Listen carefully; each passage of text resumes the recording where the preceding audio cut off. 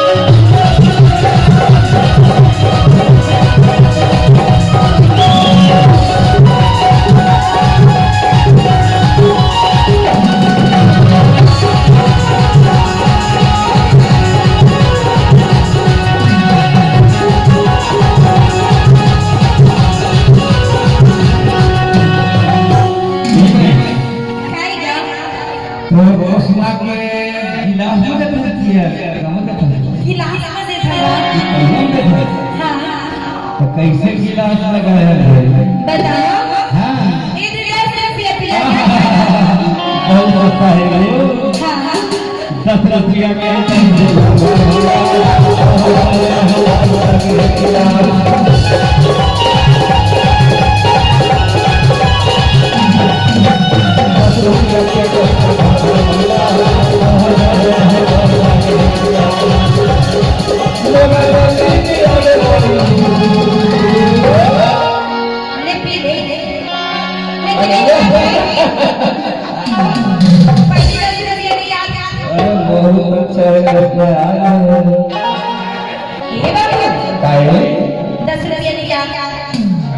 निकाल सकता हूँ 10 रुपया निकाल निकाल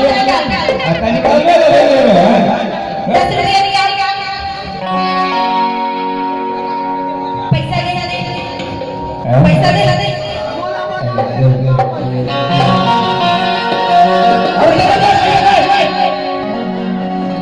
ये बाबू दादा 10 रुपया दे अरे नहा के लगे मगर बनाए ना तब रुपया लगे मगर बनाए ना सुना आएगा टाइम वाला 10 रुपया लिए हाँ आएगा तब तो देखो कहाँ ए मोइना